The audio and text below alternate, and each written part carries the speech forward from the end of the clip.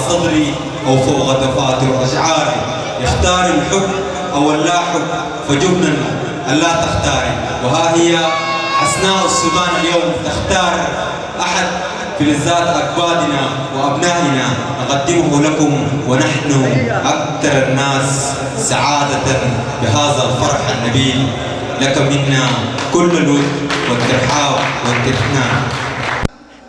التحية إلى الذين جاءوا خببا يسابقون في أحداقنا رجوع طرف الانتظار، إلى الذين جاءوا من كل أنحاء المملكة وزواياها وربوعها المختلفة، ومن أرض جدة أرض الله الممتدة، تدفعهم المحبة وصدق الجنان. إخواني، أنا في هذه اللحظات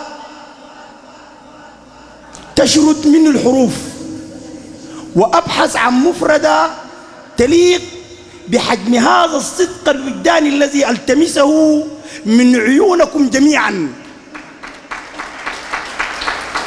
هذا الصدق الذي ينعكس في حميمية التلاقي وروعة التماسك، وأحسه همسا محسوسا مسموعا. أحس صدقا صادقا من كل قلوب الذين أتوا إلى هذا المكان، وآخرين هاتفوني حالت بيننا وبينهم حوابس، منهم من تعثر عليه الطريق أن يكون بيننا، ولكن أشواقه كانت بيننا تحلق. وأقول لهم: إن باعدت بيننا الخطى فإن المدى بين القلوب قريب. هنالك أصدقاء صادقين اختاروا أن يكونوا بيننا. أنا ممتن لهذا الكيان العريق الراسخ المسمى حزب الأمة وكيان الأنصار. ممتن لأصدقائي الذين جاءوا من بورداب سودانيز أونلاين، جمعتني بهم مساحة حرف ينبض بالنقد والنقد الذاتي. رغم اختلاف وتباين الرؤى إلا أنهم يتمتعون بصدق وجدان في روعة إنسان السودان. نتباين في التقديرات السياسية والمواقف، ولكننا نتفق في حب بعضنا بعضا. ونحن في بورداب جدة نموذج لجيل يستطيع أن يعالج إشكالات الواقع السياسي، لأننا نحترم بعضنا بعضا باختلاف مدارسنا الفكرية. وممتن لأهلي في مدينة كوستي العطاء، إخواني الذين اختاروا لي هذا الزي، واختاروا أن تكون الحنة مخضبة في إيدي. شكرا أختي تقوى بليلة، شكرا الأنصاريات الصامدات، شكرا رابطة أبناء كوستي الذين طوقوني في هذا المكان، شكرا لأحبابي في نبض المرافي، شكرا لأصدقائي في جمعية التراث، شكرا للموج الأزرق الذي اختار أن يكون فريقا بيننا، شكرا لجمعية بلادي، شكرا لكل المبدعين الذين اختاروا أن يكونوا في هذا المكان. تجد الأجهزة تتمدد في اختيارات أنغام، وكل منهم يريد أن يسكب إحساسه موسيقى، ولكني أستطعم قولكم ونطقكم وموسيقاكم في قلبي قبل أن تأتي إلى آذاني. أنا أنتمي إليكم جميعا أصدقائي، أنتمي إليكم باختلاف مشاربكم الفكرية ومدارسكم الفكرية ونبضكم المختلف. أنا من طين هذه الأرض، وأتمنى أن أكون منكم وإليكم أنتمي إلى هذا النبض. وعسفايا ومأساتي وذلي إذا ما كنت من زي ديلا هلي حقيقة أنا شردت الحروف مني، ببحث عن مفردة تعبر عن الحالة الجواي، لكن بكتفي بإحساس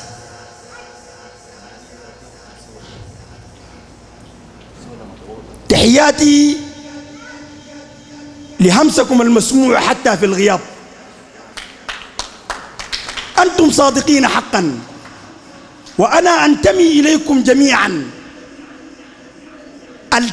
أتلمس إحساس كل نبض فيكم، وأتلمس نبض كل فرد منكم، وأحسه في صدق الجنان. حقا كل نظرة وجدتها من الحضور تؤكد حجم البهجة والحبور والسرور الصادق غير المزيف. أنا سعيد وممتن وأنتمي إليكم حقا، وأسأل الله أن يجعلني بصدق نواياكم، وأن يوفقنا وإياكم إلى ما فيه صلاح الحال. ونحن في خواتيم هذا العام، ونحن في العشر الأواخر، نسأل الله كما قال الإمام المهدي في راتبه: اللهم كما لطفت بعظمتك دون اللطفاء، وعلوت بعظمتك على العظماء، وعلمت فوق أرضك كعلمك ما فوق عرشك، وعلمت وساوس الصدور كالعلانية عندك، وعلانية القول في السر كالسر في علمك، وانقاد كل ذي سلطان لسلطانك، وأضحى أمر الدنيا والآخرة كله بيدك. نسألك مستأنسين وبقضائك راضين. أنت المحسن إلينا، ونحن المسيئين إلى أنفسنا فيما بيننا وبينك.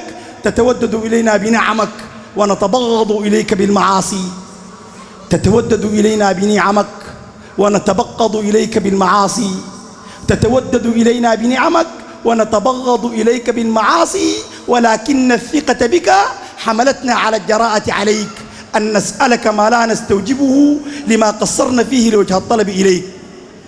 نسأل الله لنا ولكم جميعا أن يعمنا بلطفه، وأن يخصنا برضائه ورحمته ونعمائه. شاكرا لكم جميعا، شاكرا لهذا النبض. نسأل الله أن يوفقنا وإياكم إلى ما فيه صلاح الحال. والسلام عليكم ورحمة الله تعالى وبركاته.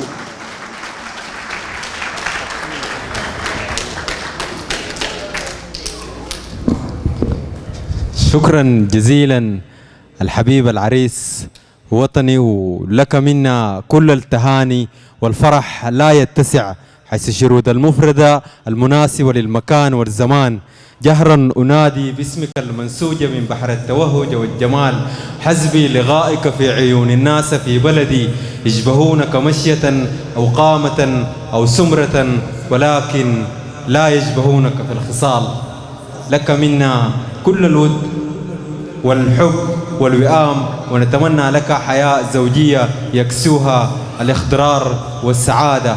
ونعود لهؤلاء الذين جملوا مساحتنا حبا ووجدا: الفنان محمد مهدي وبقية الحضور النبيل. أنتم فينا كل الأمل والإشراق والثبات والصمود والتحدي.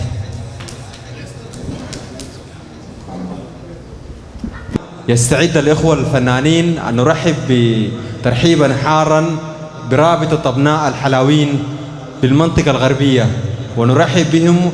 وكان لزاما علينا أن يمثلهم واحدا منهم الباش مهندس محتز في كلمة باسم الحلاوين، تقديرا وعرفانا لكم ولدوركم النبيل.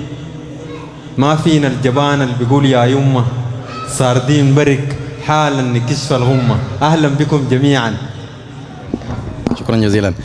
سوف نبغى مثل نجم السعد نحيا بالدواخل، ريثما تصفو السماء، وعايدون بإذن من نهوى هلالا في سماء، وكيف لا فكر لا أفكار تبدو عندهم سوى تل من الحقد من قديم وجبهة صارت خواء. هكذا ابتدرت ركن نقاش في 99 في منطقة الدمازين الروسيرس، وكنت متحدث ثاني، وأستاذي الهادي الوطني متحدث الأول. في 99 زمن الدواس، زمن الدنيا نار. حقيقة تربطني به علاقة شخصية خاصة، غير أن أهلي ومنطقة الحلاوين تربطهم بكيان الأنصار حزب الأمة روابط كبيرة جدا، أبت نفسهم إلا أن يشاركوا الهادي. وفعلا الهادي الوطن، الهادي هو الوطن، لأنه جمع كل الناس بكل تشكيلاتهم السياسية والثقافية والإنسانية. وحقيقة الكلام بيمشي، لكن الزمن زمن غنى وزمن فرح، وكنا نتمنى زواج الهادي يكون من بدري. عشان شنو؟ عشان يقوم ينجيب لنا كم هادي كده، لأنه حقيقة لو الجامعات السودانية دي لقت لها كم واحد من الهادي ده كان الوضع يتغير وكان الشكل يتغير، لكن ما فاشي. نتمنى انه نحتفل بك في الوطن هناك، ونحتفل بك في وطن يسع الجميع. شكرا جزيلا. شكرا معتز، حركتني مفرداتك في المساحة دي. وأنا بجي أقول عنوان النزلة السابقة للسودان كان رحلة البحث عن المدام والعمل على إسقاط النظام. أما الآن رحلة النزلة دي حتكون تسويق إعلام باريس والهادي عريس. دخل يتكلم.